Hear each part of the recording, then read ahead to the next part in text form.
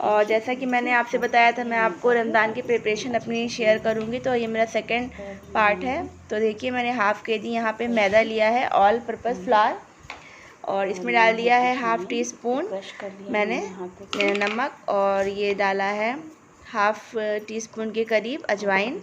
इसको हाथों से अच्छे से मसल लिया था, क्रश कर लिया था। और अब मैं मिला दूँगी इसमें 100 ग्राम के करीब रिफ़ाइंड ऑयल। तो सबसे पहले हम अपने मैदे का डो बना लेंगे और इसके 4 पार्ट करेंगे। और मैं एक ही डो से आपको 4 स्नैक्स रेसिपी बताऊंगी, जो कि हम अपने चने के साथ, मटर के साथ एंजॉय कर सकते हैं। तो ये अब देखें, मैंने इसे कर लिया था, मतलब मिला लिया रिफ़ाइंड ऑयल से अच्छी तरह से, जब तक इसको खस्ता करने के लिए इसकी मुट्ठियाँ बनने लगी थी। और एक बड़े बर्तन में ट्रांसफ़र करके अब थोड़ा थोड़ा पानी डाल के इसका एक मीडियम सा डो बनाना है। ना हमें बहुत ज़्यादा टाइट डो बनाना है और ना बहुत ज़्यादा सॉफ्ट, मीडियम साइज़ का बनाना है। तो अच्छे से पंचेस लगा के बढ़िया से डो बना लेंगे। पहले एक चिकना सा स्मूथ सा, ना ज़्यादा ये टाइट होगा ना ज़्यादा सॉफ्ट होगा। देखिए इस तरह से कर लेंगे।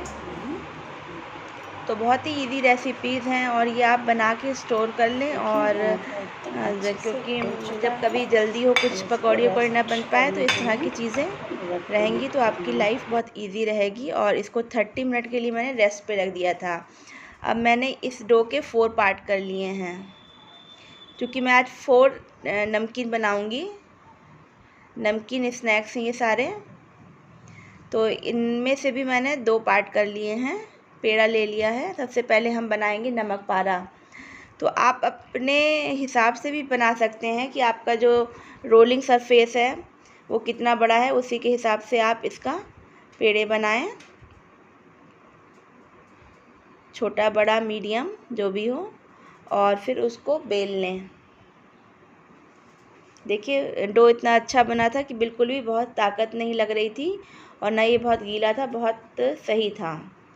तो देखिए इस तरह से बेल लेंगे, जितना पतला आप चाहें। बहुत ज़्यादा पतला भी नहीं बेलते नमक पारे का, और ना मोटा।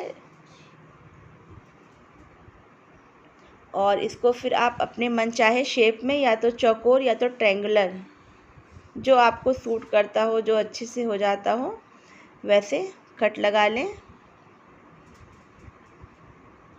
रोटी में इस तरह से। और देखिए मैंने कढ़ाई चढ़ा दी थी और तेल गर्म हो गया था। जब भी हम कुछ फ्राइंग आइटम तलते हैं तो पहले तेल खूब गर्म कर लेते हैं और फिर मीडियम करके तभी उसको डालें।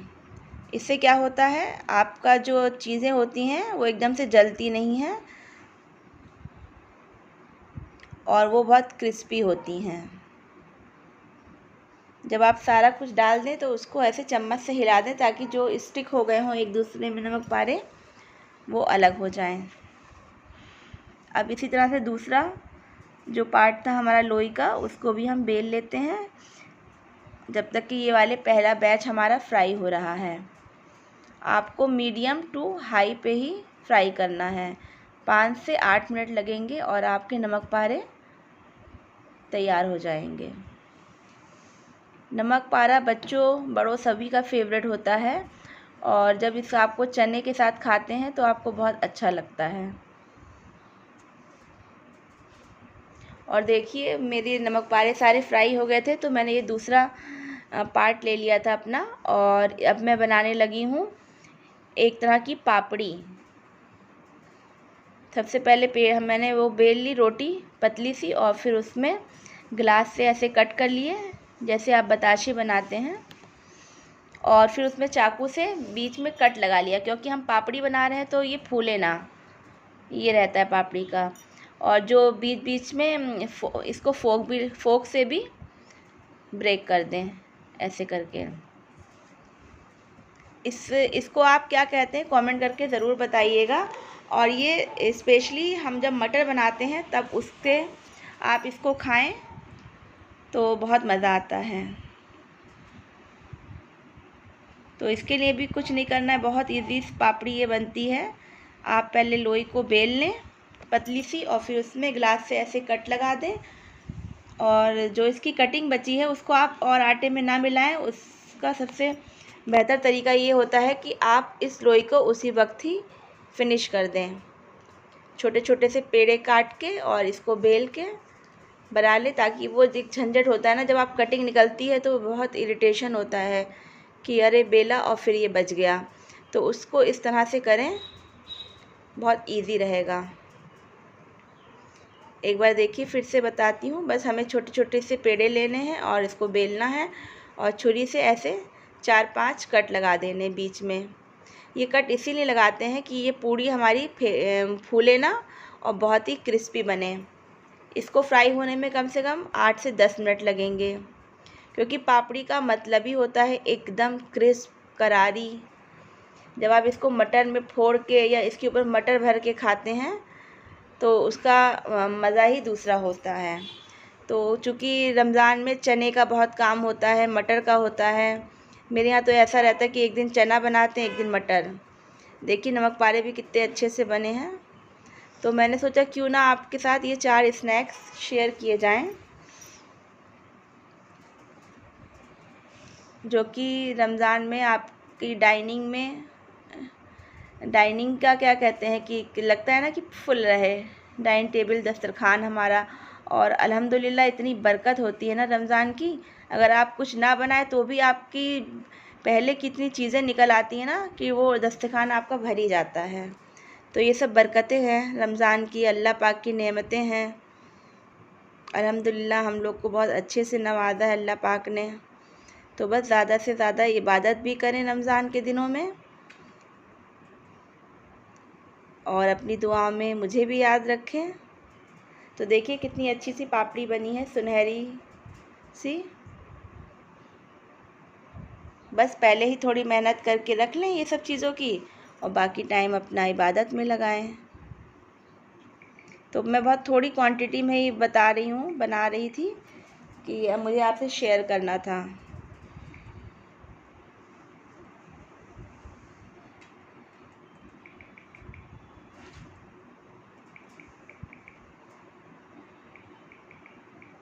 अब दूसरा बैच भी फ्राई कर लेंगे ऐसे ही। एक तरफ फ्राई हो रहा है और एक तरफ मैं प्रिपरेशन भी करती जा रही हूँ। फटाफट से काम हो रहा है। नमक पारा तैयार हो गया, पापड़ी भी बनने वाली है। और जब तक ये पापड़ी सिक रही है तो अब हम बनाते हैं अपनी तीसरे पार्ट से सुहाल।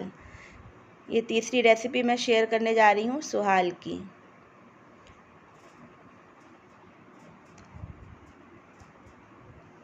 तो उसके लिए देखिए मैंने पेड़े को रोल सा कर लिया, लंबा लंबा सा, और इसकी छोटी छोटी सी पेड़ियाँ काट ली हैं चाकू से ही।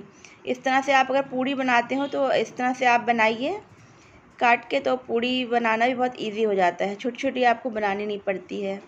तो इसके लिए भी बहुत पतली सी हमको बेलनी पड़ती है, इतनी पतली कि आपकी उंगली दिखने लगे नीचे से पूड़ी। और फिर उसके बीच में आपको लगा देना है रिफाइंड ऑयल।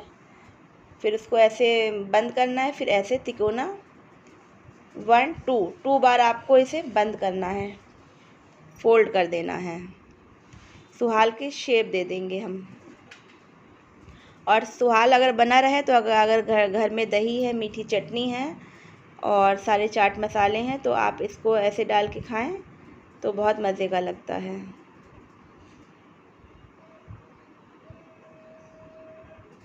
ये सारी प्रिपरेशन पहले से कर लेने से यही होता है कि रमज़ान में आपके पास बहुत सा टाइम रहता है इबादत के लिए। वैसे इबादत तो रोज़ ही करने की चीज़ होती है, लेकिन रमज़ान में हमको लगता है ये भी पढ़ लें, वो भी कर लें, और कम से कम हमारा टाइम किचन में जाए। तो देखिए जो बाज़ार में मिलते हैं वो थोड़े से बड़े होते हैं। तो देखिए मैं बड़ा भी आपको एक बना के दिखाती हूँ। उसके लिए बड़ी सब पूरी साइज़ का हमें बेल लेनी है रोटी, और पूरे में लगा के रिफाइंड ऑयल उसको फ़ोल्ड करेंगे। फिर जो फ़ोल्ड किया उसमें लगा के इसे तिकोना शेप दे देते हैं। तो सुहाल किसके किसके फेवरेट हैं ज़रूर कमेंट करके बताएं। मुझको तो बहुत अच्छा लगता है सुहाल।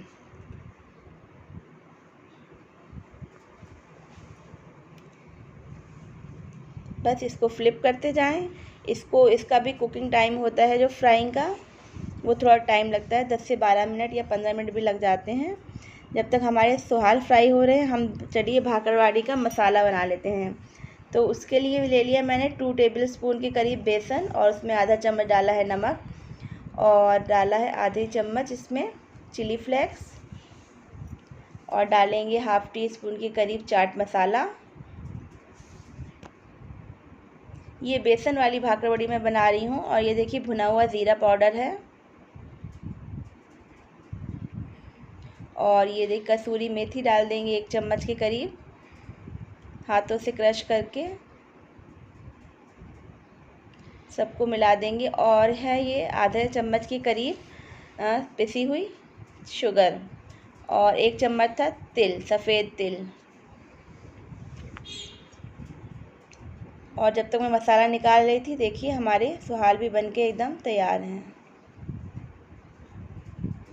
भाकरवड़ी में मेनली लोग मसाले मिलाते हैं, लेकिन मैं बेसन मिला के तब उस पर रोटी पे अप्लाई करती हूँ। तो सब एक बड़े से बाउल में ट्रांसफ़र कर लेते हैं। अब मिलाएंगे इसमें हींग, क्योंकि हींग का फ्लेवर बहुत अच्छा आता है भाकरवड़ी में। और इसको थोड़े से पानी में इसका एक पेस्ट बना लेंगे, ना बहुत गीला और ना बहुत ही टाइट। इतना ही इसको गीला करना है कि हमारी भाकरवड़ी पे अच्छे से अप्लाई हो जाए। थोड़ी चिली फ्लेक्स कम लगी तो डाल दी। अब देखिए जो हमारे पेड़े का डो का लास्ट पेड़ा बना था, उससे मैं बना रही हूँ 4th अपनी रेसिपी भाकरवड़ी। तो उसके लिए भी कुछ नहीं करना, एक रोटी बेल लेनी है आपको सिंपली, और वो ट्राई करिएगा कि वो चौकोर हो। ये तो मैंने ऐसे ही बेल ली है चौकोर सी, और आप गोल बेल के आप कटिंग भी कर सकती हैं इसको एक चौकोर शेप में।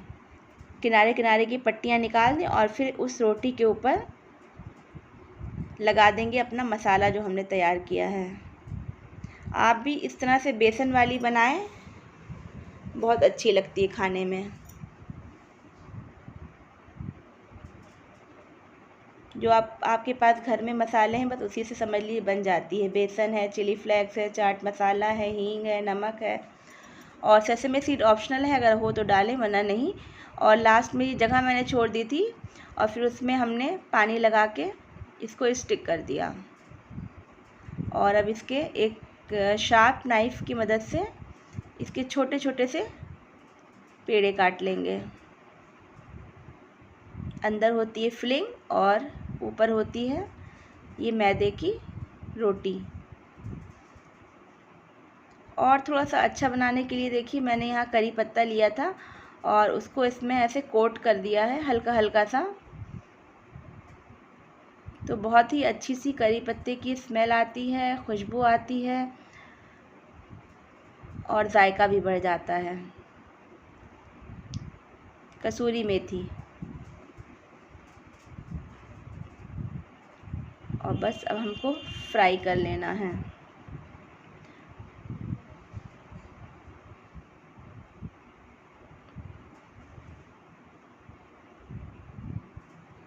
बस आपको कोई ज़्यादा मेहनत नहीं करनी है, एक ही बार में डो बना लेना है, और ये बेहतरीन से आपके 4 स्नैक्स शानदार से तैयार हो जाते हैं। तो आपको कैसे लगे सारे स्नैक्स आप ज़रूर बताएं, और वीडियो को पूरा देखें, स्किप ना किया करें, और लाइक करें, शेयर करें, और अपने कमेंट ज़रूर किया करें, और बताया करें कि कैसा आपको लगा। और एक बार फिर से आप लोग को रमज़ान की बहुत बहुत मुबारकबाद। अल्लाह हाफ़िज़। Have a nice day.